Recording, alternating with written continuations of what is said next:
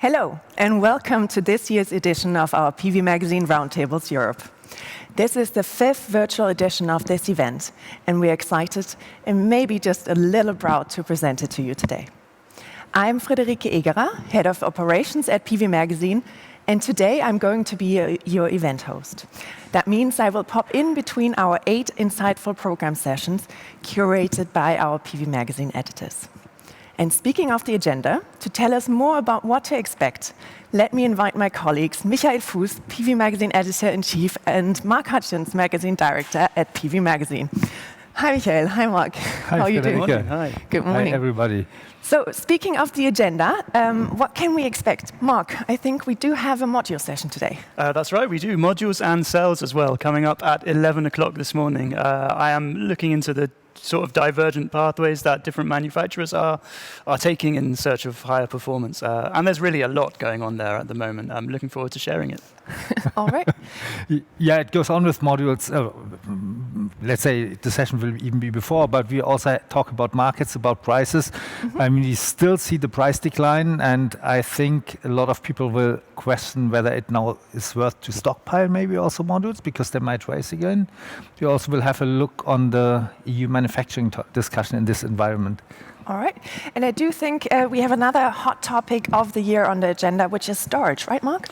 Indeed, yeah. After lunch today, Maja Maisch, the always excellent Maja Maisch, is looking into the landscape for battery manufacturing in Europe, financial challenges that continue despite that there's clear demand for locally made products here. And I think she's also looking at kind of new offtakes and business models for energy storage systems as well. Yeah. And another hot topic that we actually do have on the agenda today is agrivoltaics. So later this afternoon, our colleague Matthew Linus is looking into agrivoltaics, where new and varying regulations in many different European countries have caused a little bit of a confusion this year. But new and increasingly specialized technologies and approaches at least promise a bit of a smoother sailing in the next years. But yeah, what else do we have going on today, Mark? Another highlight session is coming up at 12:15, just before lunch today. That's with Marianne Verloon, and he's talking about PV system quality and what manufacturers are doing to really ensure that different components can last for those 30-year lifetimes. Yeah. All right. And at 2 o'clock p.m., then we will discuss about energy markets, negative prices. I think a discussion in many European markets, because you have to sell your electricity which you generate, and if it's worth less than zero, you have a problem. So we will have a look on how these evolve and what the effect is on the PPA market, and also on the effect of the energy directive of the EU, which has passed in March. Okay. And let's not forget about our startups. We actually do have a startup session today. Our startup lightning pitch session is rounding off the day. So let's be prepared for that one and stick around for it. So thank you, Michael and Mark, for those insights on our agenda, and see you soon, Michael. But for now, let me get into some of these organizational details that you need to know today. So, as you might have noticed, there is a chat right next to the live stream, and there my colleagues will keep you up to date on today's activities. But let me also encourage you to use it actively and continue the discussion there. Let me also highlight that we have a tightly packed program today that you just heard about. I mean, we have 40+ speakers across the day. So to keep the fast pace, we most likely will not have the time to answer your questions live. That doesn't mean we don't welcome them or any of your other thoughts. So use the chat. Our platform also offers a few other things for you. If you're hesitant to explore the platform while we're actually speaking here on this stage, don't worry, we're actually moving with you. So you can explore the platform while checking out everything else. You can also check out our partners booth section and look at the interesting content our partners have shared there. So, for this event, we actually want to thank Huasan, Huawei, Jinko Solar, Longi, Scholz, Tongwei, and Trina Solar, as well as our gold partners, for actually being part of this event and sharing their expertise. During the breaks, you may have the chance to actually meet some of their representatives in their booths, so don't miss out. Our editors have also set up both a German and an English networking session during lunch, and look forward to welcome you there. I'll tell you more about it later as well, or you can find the details in the agenda. So that's all the organizational details for now. Let's kick off our program. Back to you, Michael. Thank you, Friederike. What motivates people to engage in solar? It's, I think, well known. It's two things. Basically, one is the economic viability, which is becoming better and better. But it's not only that, of course, it's also the fight against climate change. And just 2 weeks ago, the COP29 has ended. That is the UN conference on the UN Climate Change Conference. So we thought we want to have a look on what was discussed there. And maybe just remember, 1 year ago, COP28 ended with a groundbreaking milestone because the states decided to triple the deployment of renewable energies by 2030. So let's see what was the outcome of COP29, which has relevance to solar. And I want to welcome Alyssa Peck. She is Strategy Director of the Global Solar Council. Is she already here? Hi, Alyssa. Hi. Great to having you here. You have been in Baku, and I mean, together with some 40,000 other people, I think. I can't imagine that they are just negotiating day and night, all these 40,000 people. So what is going on in Baku? What was your experience? Yeah, thanks, Michael. So in Baku, there's about 40,000 people. This was about half the people that were in Dubai for COP28. But of course, the negotiations are what brings everyone to Baku.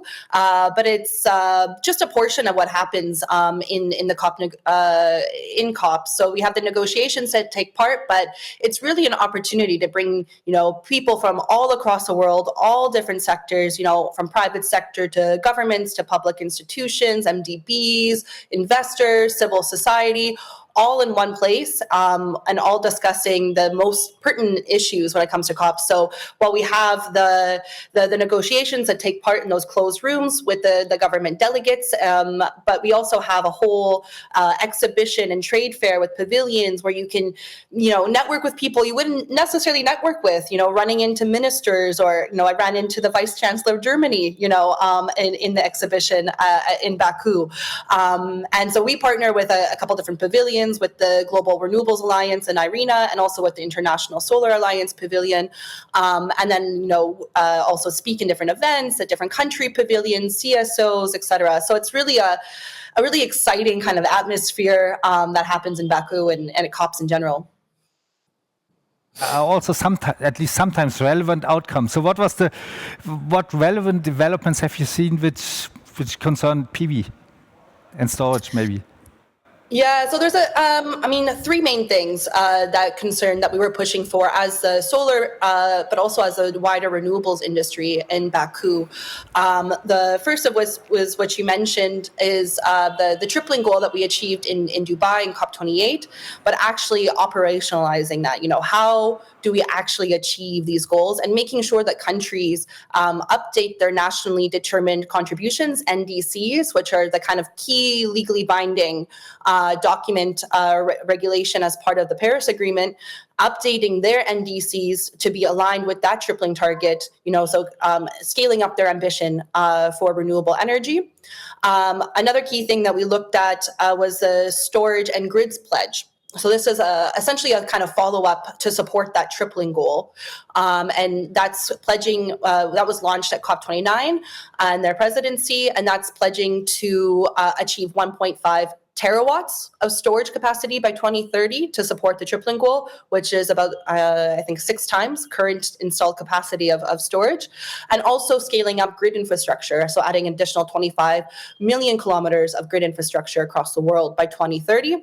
That pledge, unlike Dubai, that wasn't included in the final negotiation text, but still did get quite a good pickup. I just heard right before this call that there's now 55 countries who've signed on to this pledge. But again, that's not in the legally binding negotiation document like the tripling one. So now that's kind of getting more pushed to the G20 and hopefully picking up again in Belém for COP30 in Brazil. And the national determined contributions, NDGs, what is the progress there? Have you seen any progress? So the deadline for submitting the updated NDCs is in February 2025. They'll be late; they always are. But that's the deadline. So we're big pushes was meeting with different governments to make sure that when they do submit those updated NDCs, they are aligned with that tripling goal. There's a few countries who already submitted some updated NDCs, like the UAE, England, Brazil already submitted them in Baku. But there's still the majority are going to be coming in February 2025 or in the run-up to COP30 in Brazil. We have time for a short last answer. I mean, in the public media, we have read a lot about that there was not so much outcome because that was mainly focused on financing. So COP29 concluded to mobilize $300 billion annually, which is far less what the countries have requested, and that by 2035, and that only for adaptation efforts and not for mitigation efforts. So we are looking in the future positively anyway, so that doesn't matter? I mean, we would like to see this kind of financing pledge as the floor, not the target, right? So we're still pushing, and in the final negotiation text, most developing countries were calling on $1.3 trillion, and so 300 billion falls much short of that, and much short of, to put into perspective, there's already 620 billion fossil fuel subsidies that happen in the world. So 300 billion is peanuts. So we like to see this as a floor, and then there's going to be some continued dialogues from now until we meet again at COP30 in Brazil on how we can actually get together that 1.3 trillion finance that developing countries need. A lot of right now that 300 billion goal is mainly coming from public finance, so they're going to be exploring a lot more private financing mechanisms and options to help meet that goal. I think US Solar Global Council are also very active there. Unfortunately, we don't have time now to discuss these efforts, but I'm sure we will read in People magazine about that. Thank you very much, Alyssa. Thanks, Michael. Have a nice day. Bye. Yeah, I think it's great to see this positive attitude when you see this COP29 outcome. We are now looking on specific markets, and I want to welcome Emiliano Bellini. He is our news director for the global websites, so you are responsible for the global websites, and you have selected some markets. Yes, we have some interesting markets, but of course I really enjoyed also this conversation about COP29, the larger picture, and I was asking myself how much is the COP29 really important for the global PV sector? Yeah, I mean, we have just heard, I think there are a lot of other activities around, so like in G20 there's a lot of things happening, these NDGs, I don't know, let's see what happens next March. I think we should report on it. Well, we're seeing now that many markets are becoming more independent from politics and regulatory frameworks. Of course, bad regulation can still hurt PV, so we will see some of these examples right now in our discussion. We will see Sweden, France, Croatia, Algeria, and Indonesia. Great. Welcome to this to the second part of the introduction, and let's talk to our first speaker. We have now Anna Werner, which is the CEO of Swedish PV Association, Svensk Solenergi. Hi, Anna. Welcome to PV Magazine Roundtable. Thank you. Good morning. Anna, we have seen that the Swedish market is becoming really interesting. We had a very interesting 2022 with 1 gigawatt. We have another good year in 2023 with 1.6 gigawatt. But now the market is seeing some contraction. What is happening right now? We're expecting maybe half this year, so 0.85 gigawatts this year. So we will have 4.85 by the end of 2024. So a weak 2024, especially for rooftop. Exactly. Rooftop remains the main driver, right? I'm not so sure. We will see. We don't have the statistics yet. We do have some parks that have been connected this year. Not so big yet, but maybe next year we will have around 70 megawatt parks of that size. So they're getting bigger and bigger at least. And what are the main causes of this little market contraction? I mean, the number of installation has been very low this year compared to last year. We have 300,000 installations in Sweden, and a year ago we had 250,000. So we only had 50,000 installations this year. That's more than halving what we had the year before, which was 100,000.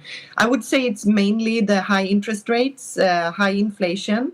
Both interest rates and inflation is coming down now, but we have a bad economy in Sweden. Low conjuncture, high high loans, high mortgages among the private individuals. And lower module prices are not able to compensate for these issues somehow right now? No, not at all. We've had a very, very, very difficult year. And actually the demand for solar cells has gone down every month since September 2022. So it has been a very bad market. We have about 15 member companies that have gone bankrupt, mainly rooftop and wholesale companies. But it's a tough market. Also, we have some regulations that have been not very good to us. So they're taking away subsidies for the private sector and for micro producers. We also have the government very focused on nuclear, and the suggestion that they are now looking at is to not only have this guarantee for credits, for loans to the nuclear production, but also guarantee price on 7 euro cents per kilowatt hour nuclear for decades. So that makes it very difficult for all other, if that comes true. And I think that at least the government is very focused on getting more nuclear, and this will of course be very difficult for all other electricity production in Sweden. Exactly. This is despite the high cost of nuclear energy also in Sweden, like in every other country. Yeah. So it is still the most expensive source of energy right now. Yeah, it is, but it's also, we are very spoiled in Sweden. We've always had very low electricity prices. They came up during the pandemic and the full-scale invasion of Russia into Ukraine. And now they are very volatile, but on average as low as before. So there's less incentive for electricity production in Sweden now. We're still a very large exporter. Many years we are the largest exporter of electricity in Europe. So the market is difficult right now. There are not even chances for large, for example, utility scale solar to compete in the PPA market or in terms of prices with nuclear power. Of course, with this established prices will be difficult. But don't you see any room there for some competition? Yeah. The only thing is that, it would take a long time to build nuclear. So we will definitely, there will be a market before nuclear stands ready. And we don't know if it takes 10 years or, 15 years for them to be ready to produce. But of course, during that time, there is still room for, selling electricity to a nice price.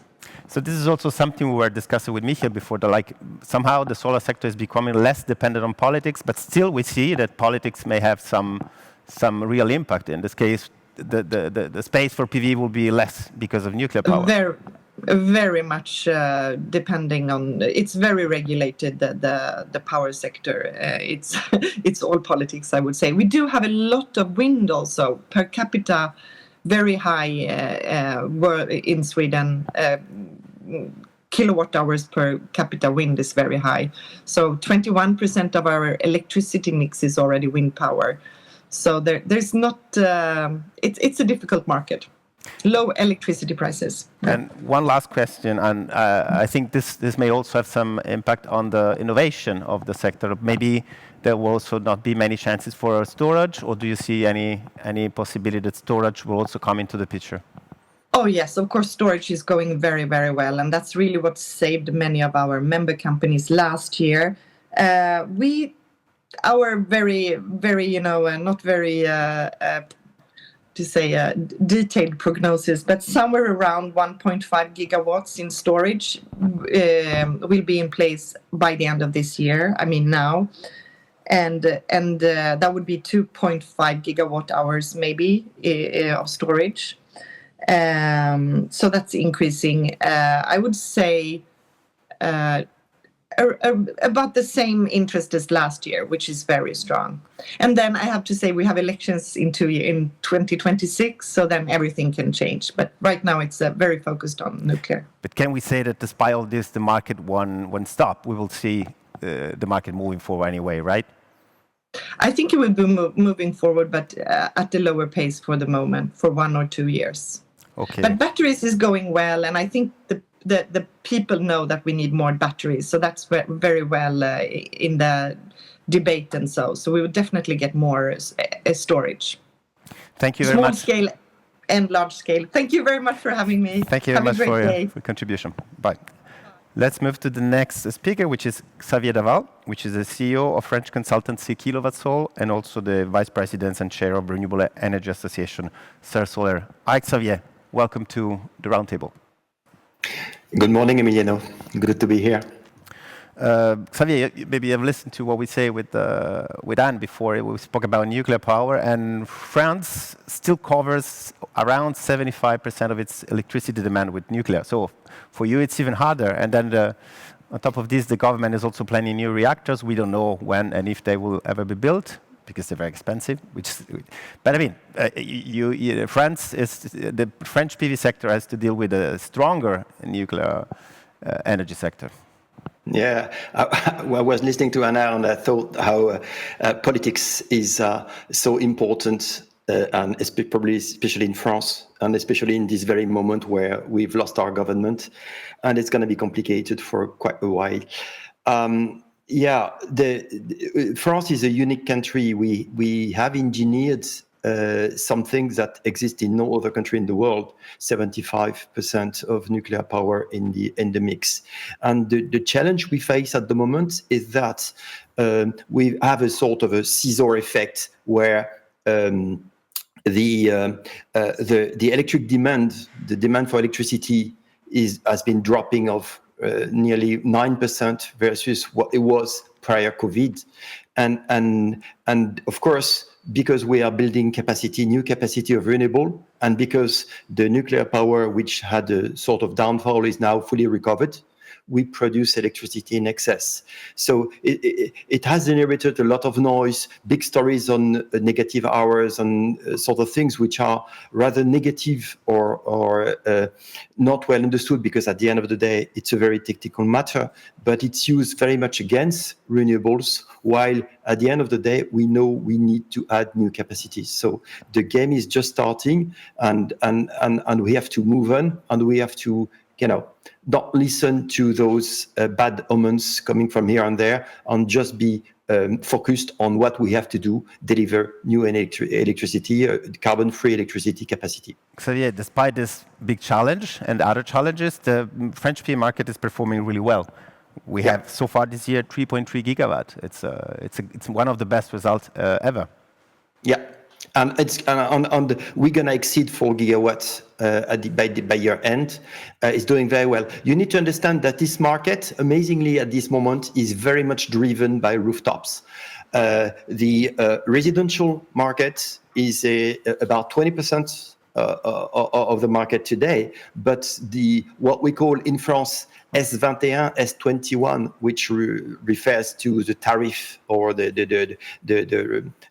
tariff in front of that, is or what we would call CNI, is now 49% of the installed capacity in 2024. So it's a huge driver. And unfortunately, it's just factual, everything above 1 megawatt, mainly ground-mounted things, are very slow. And despite the fact that we introduced a so-called acceleration law, doesn't work.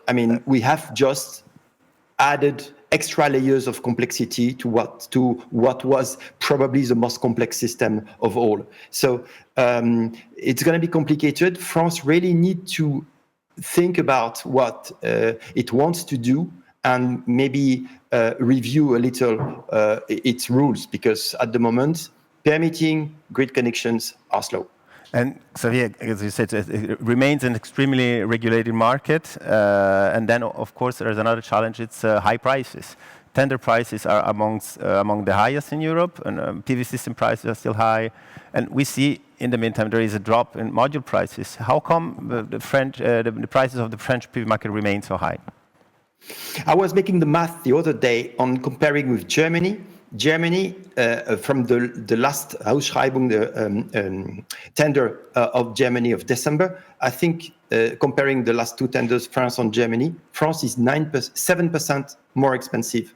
And if we look at irradiance, we should have much more sunlight in France than in Brandenburg or Bavaria. So, and what explains the difference? Admin costs. It takes, can you believe that? For a few megawatt, 5-6 megawatt size project, it takes 7 years to develop a project. 7 years. This is amazing. So who's paying for these 7 years of hard work to maintain, to produce report, to make new studies, and so on and so forth? The taxpayer at the end, because the kilowatt hour produced by a system which is so slow to deliver cannot be not expensive. And this is, and at some point, I'm wondering if this is a strategy to slow down the renewable energy generation by making it more and more complex, so that we're sure this is the most expensive price, and maybe to be sure that kind of electricity would not compete against nuclear. Xavier, there's also another part that I would like to speak here, because it's very important. France, of course, this is not contributing to reduce the module prices or the project prices, but France is also trying to build some factories, and gigawatt-site factories, like big factories. This may also be challenging, because we are in a very difficult environment, price pressure. We still don't have a clear policy for supporting European manufacturing. We have a policy, but it still maybe not provide that certainty that investors want. What do you think? I do believe, I always said that for a very long time. We talk about solar modules. Solar modules are a commodity, and all commodities of the planet are locally built. It means that sooner or later, solar modules will be made in Europe, because the cost of shipment of what is a 2 meter by 1 meter object will become too expensive compared to the unit price of a piece of module. Therefore, it's coming. Either we wait and see for the Chinese to come, or we take the lead. My belief is that as European, we should take the lead. And in France, we're lucky enough to have two initiatives, Carbon and Holosolis, wanting to take these risks. And at this very moment, I mean, we are still pushing the French government to issue the S24, the new tariff dedicated to the 1 megawatt segment, ground-mounted 1 megawatt segment, that we know will be the optimal or the best market segment for these very technologies. We beg for that for months. It's nearly ready. It's at signature, and just at the moment, some people in the government or in the administration, higher administration, consider maybe we should wait, we should see. No, we have to go, because if we wait for too long, it's going to be too late. Xavier, we're running out of time, but I get that sooner or later as an interesting statement for our discussion. Let's welcome the next speaker, which is Maja Pokrovac, which is Managing Director at Renewable Energy Sources of Croatia. Hi, Maja. Welcome to the Roundtable. Hello, Emiliano. Bye. Maja, can we define Croatia an emerging PV market in Europe? Yes, definitely. Not only Croatia, but also the whole region is an emerging market. And we see some of the figures and percentages that show that Croatia and investments in Croatia have a good future. And the market is being driven also here by rooftop PV, net metering and rebates are being given. Do you think that this regulatory framework is enough to ensure more development in the years to come? We have some examples where we have at the moment a big barrier, regulatory one, that we have for the last 2 years. Actually, it's regarding the fee connection to the grid for the projects above 10 megawatt. And we have at the moment 2.6 gigawatt projects 45 of them that are being blocked, and 80% of this megawatt comes for solar, because as we know, Croatia is still at the bottom at the EU level when it comes to solar installation. So we wait for 2 years from our Croatian regulatory agency, and this is something that we expect soon to be solved. So you need a specific measure to unblock this pipeline, right?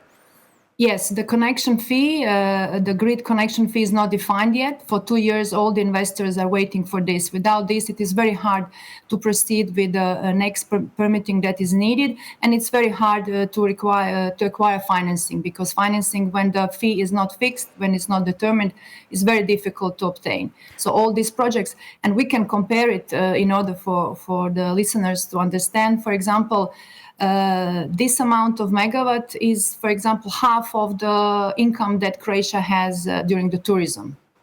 And I mean, we have some regulatory issues, but we also have some opportunities. For example, projects up to 10 megawatt, they have a streamlined process right now, and that could bring some development, right?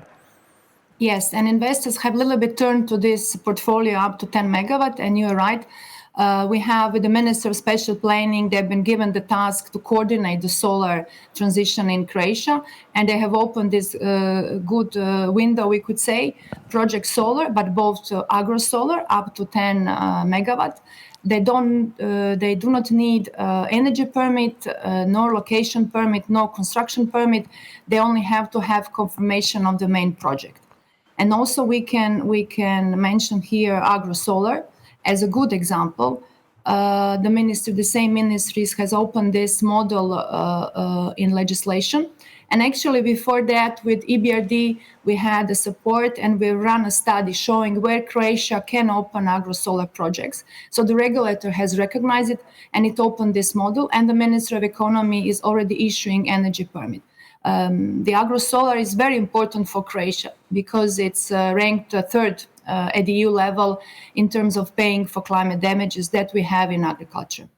And let's go back to the energy permits. Let's clear that this is not a grid connection permit. It's a bit different, right? Yes, this is something that the government opened 2 years ago, changing the law on energy market. Energy permit is the first document that investor receives.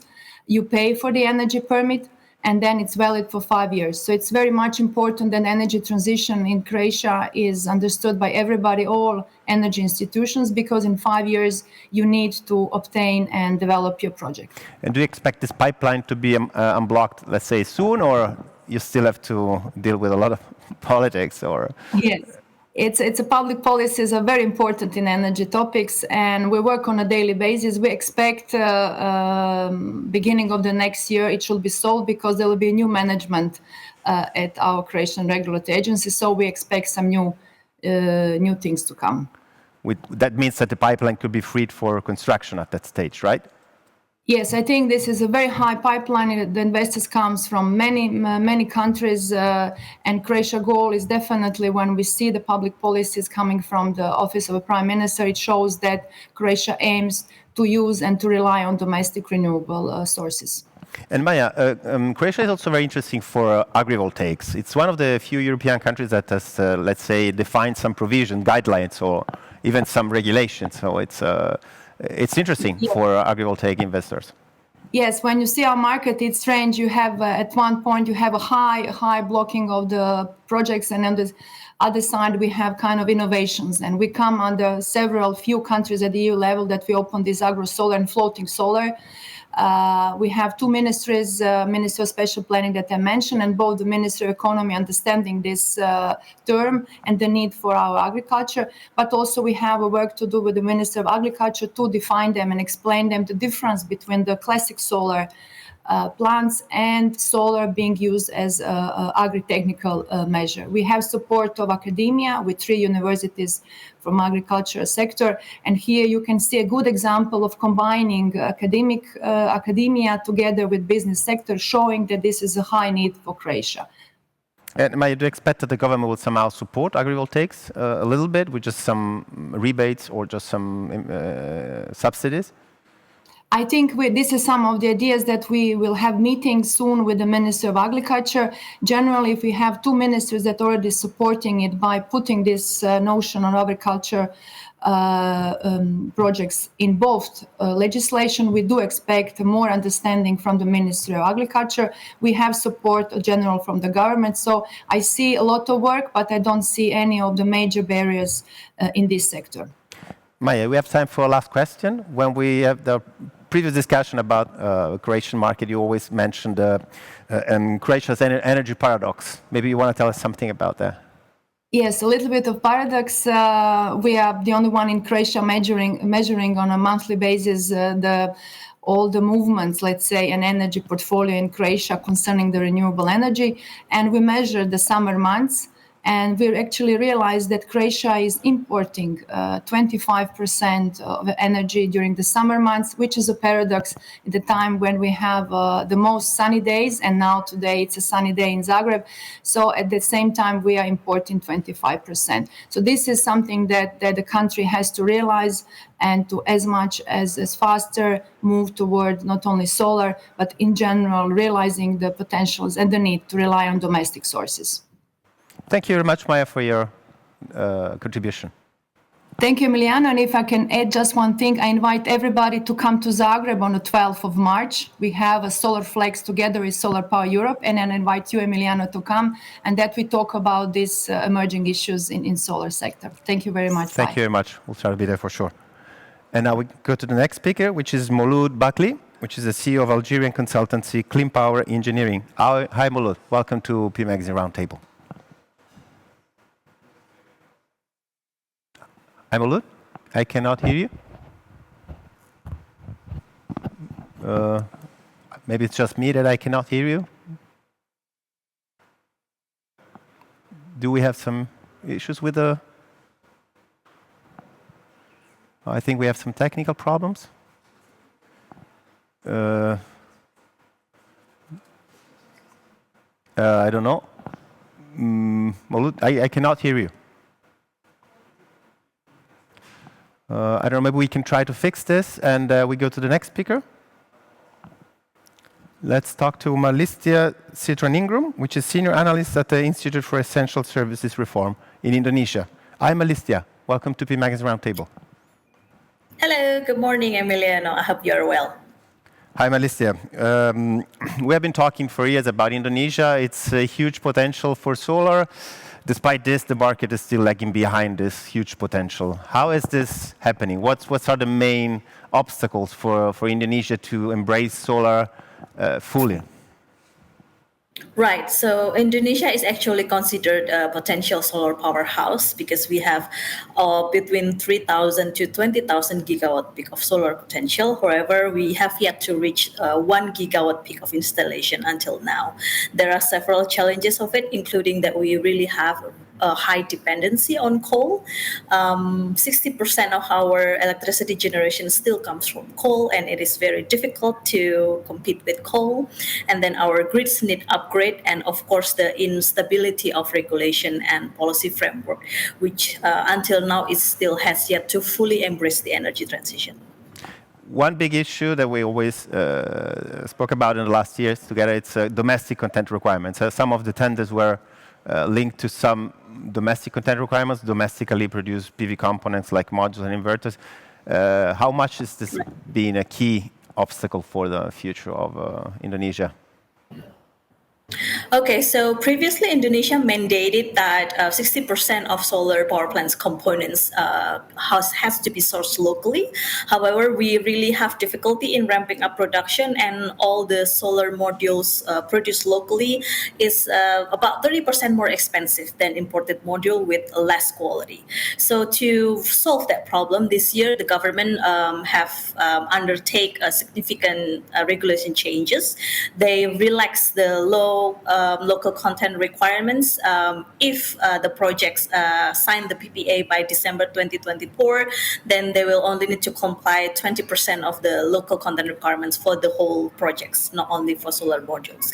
And if it is financed by international financing, it can be waived entirely, which is a really good sign.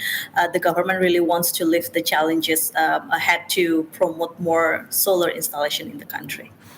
I mean, Indonesia can potentially achieve very low prices with the solar radiation levels, cost for land and other important fundamentals is well positioned. But still, I mean, this is the biggest challenge, so creating a PV industry that can support the standards. But you once told me this is happening, this may happen soon. Yeah, so actually there are several solar modules company, cell and modules company coming to Indonesia. One of them, a Chinese manufacturer, will start production soon, and it will reach about 1 to 3 gigawatt peak cell and modules production per year, which is a good sign. There is also several US manufacturing company coming to Indonesia to invest and to seize the market for the vast potential of Indonesia's solar installation potential. And Marylista, Indonesia should install between 20 and 30 gigawatt by 2030, right? That makes around at least 3 gigawatt per year, depending on which target we choose. That's going to be challenging. And Indonesia, we reminded, it's around 1 gigawatt of installed PV capacity, if I'm not wrong. Yeah, we still have less than 1 gigawatt installed capacity for now. And based on the latest scenario by our National Energy Council, by 2060, solar energy should make up about 41% of all the electricity generation. That is about 130 to 170 gigawatt of solar. So we really need to ramping up solar installation. And, by 2030, we need to achieve that local module production capacity to keep up with the target.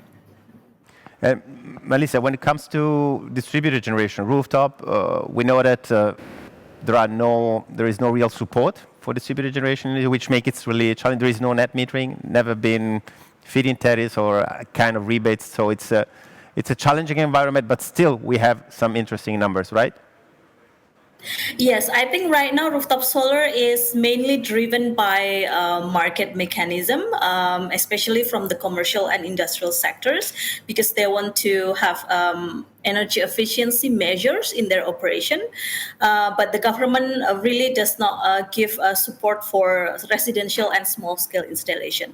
There was a net metering scheme until this year, but right now the government replaced the net metering with a quota system in which you can only apply for the quota in specific region, and only if it's approved then you can install the rooftop solar.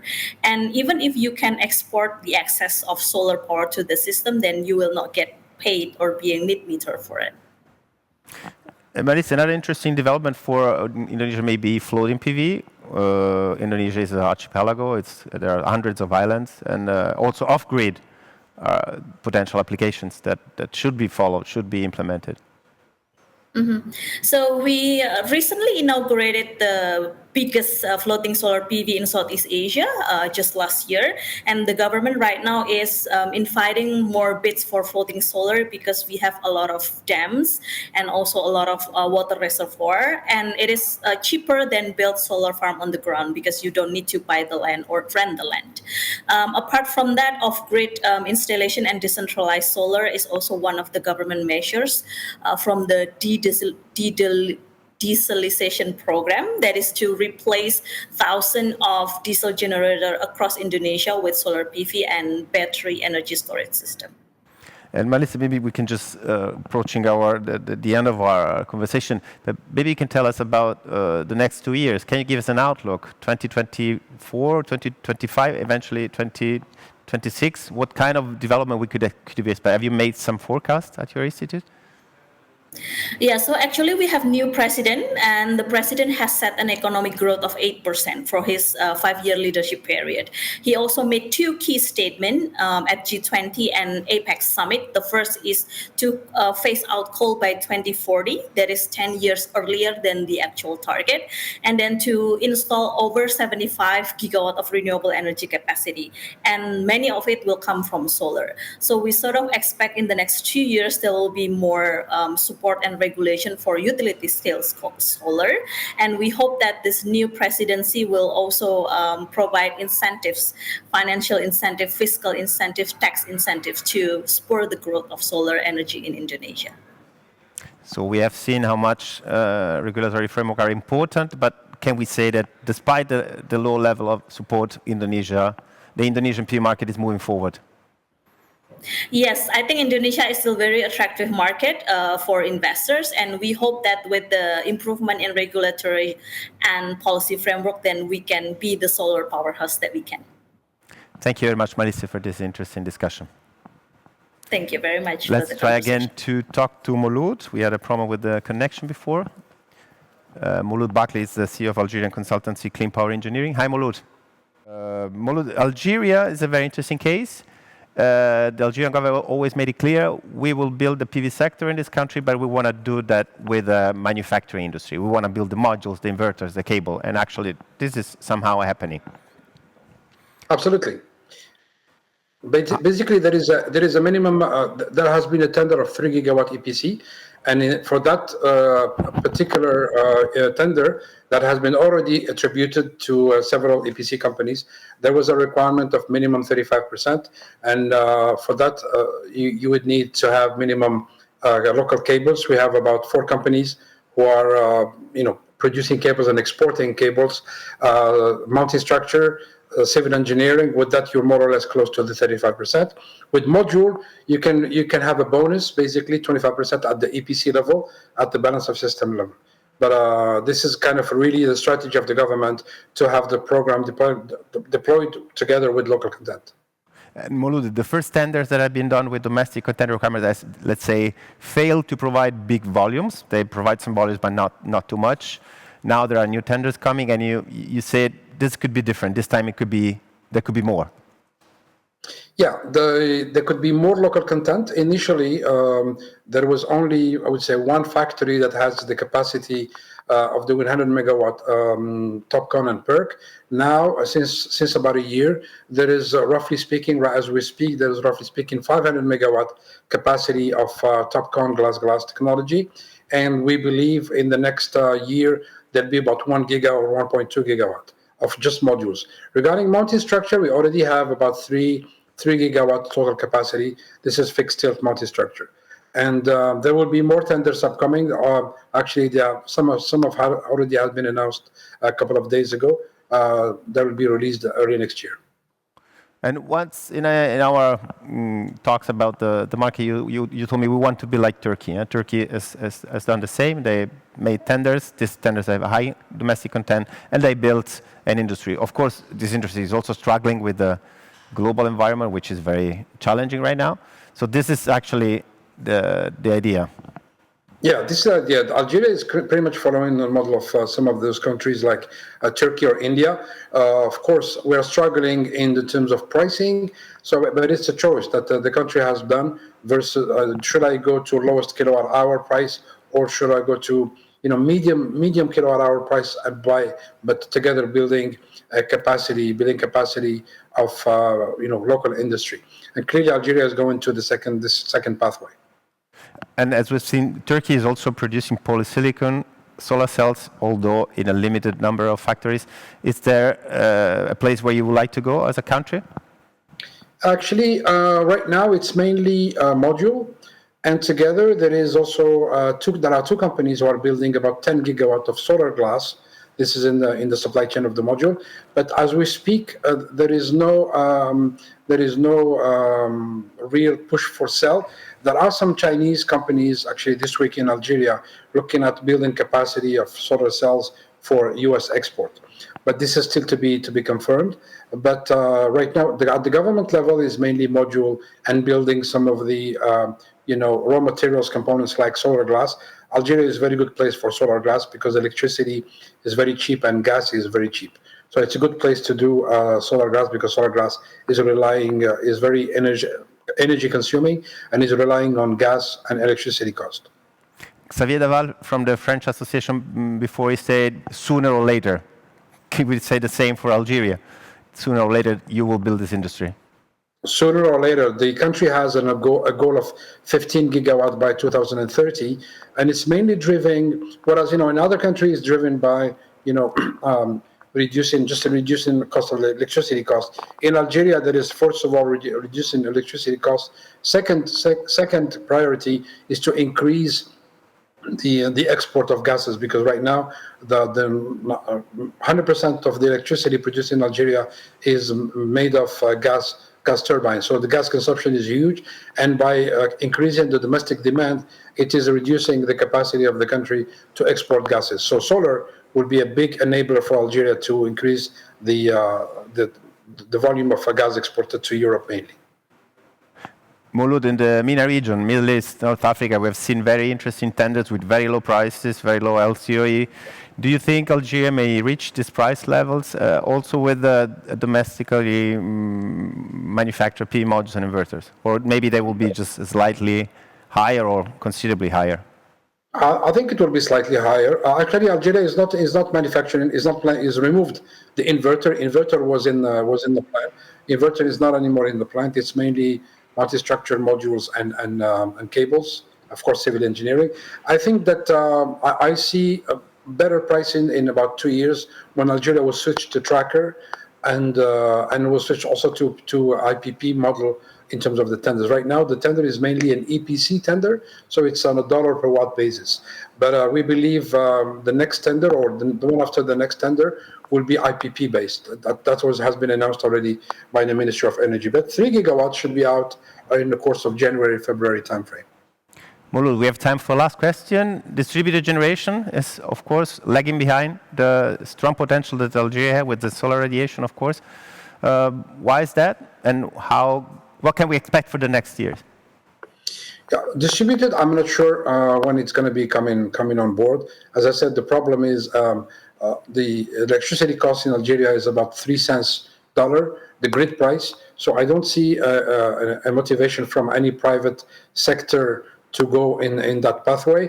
The only companies right now doing like CNI kind of projects and huge rooftop projects is that those foreign companies who wants to reduce carbon footprint at the company level, at the corporate level. So we see companies like Lafarge, other international companies going to do, or pharmaceutical companies like Novo Nordisk, within a company from Sweden, and so those guys they're trying to do like big CNI projects in the range of up to 1 megawatt or 2 megawatts, but this is mainly driven by carbon footprint, but it's not at all driven by cost. Thank you very much, Will, for this final answer, and thank you for being with us. Well, we have seen many markets, 3 European markets, 1 Asian market, and 1 Algerian market. Of course, we have other interesting European markets, and Germany is one of them. Yeah, I mean, you have raised the question before all these interviews, how much politics plays a role in the deployment of solar. I mean, I think you can see in Germany that politics plays a role because, I mean, we had this new government 3 years ago, and that really has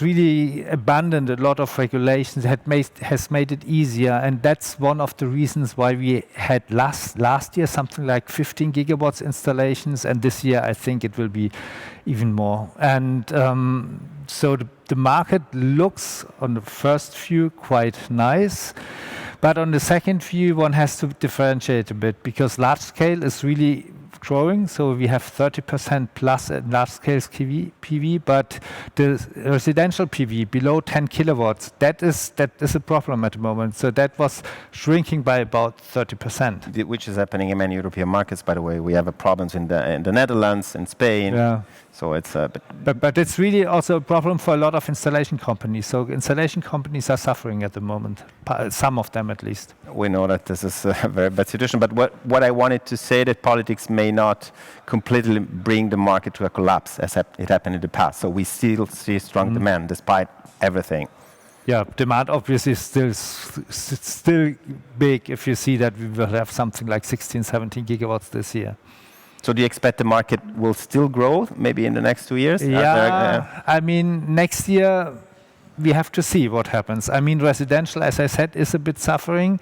That has to, as in a lot of European countries, that has to do with the electricity prices because they went up after Russia invaded Ukraine in 2022, and now they are coming down again. So obviously, electricity prices as motivation to build solar, that has reduced a bit, this motivation. So, and the other point is that we will have a new government. I mean, there are snap elections in Germany in February, mid-February. And for quite sure, the new government will have also some new restrictions for at least small-scale systems, because I mean you have to imagine we have already 30 gigawatts installed on rooftops, residential rooftops, and they are getting feed-in tariffs, and these feed-in tariffs are also paid when there are negative prices, and that raises then obviously the amount the taxpayers have to pay, and so therefore there is some pressure on the system. The question is also because many other markets, they don't have feed-in tariffs anymore. Yeah. I mean, we are now talking about Germany. It's a big market, but you were just coming back from Rome yesterday. There was the Foro Solare in Rome. Yeah, the forum from the local association. In Italy? Italy was really good, and we have some good numbers from there. We have 4 gigawatt last year, 5.4 already this year in the first 10 months of the year, which means we may reach 6.5, which would be a record year for the second part of the development of PV in Italy. And all the segments are performing well. So this capacity is well distributed across all segments. But of course, we have some problem with policy and regulatory framework. There is no visibility for the next 2-3 years because the government has to issue some decree, which is not coming. They say it will come at the end of December, but then maybe June. So there is a lot of uncertainty. And maybe we'll have another good year next year too, because there are a lot of projects that have been authorized before 2020, before the recent provisions against PV on agriculture. But I think it's a good market. As I said, policy may slow down a bit the sector, but they will never make it completely collapse as it happened in the past, which is sometimes that kind of trauma that we all lived in this sector. I have the impression the term uncertainty, which you have mentioned, that is really the conclusion of our first session. We have uncertainty because we have heard from Alyssa from the Global Solar Council about the NDGs. We will know more next March. We have heard it from Italy, in Germany, and that's uncertainty can also be a hope. So it can also look well next year. I agree with you. Okay, so that was our first session, and thank you very much for coming, Emiliano. Back to Friederike.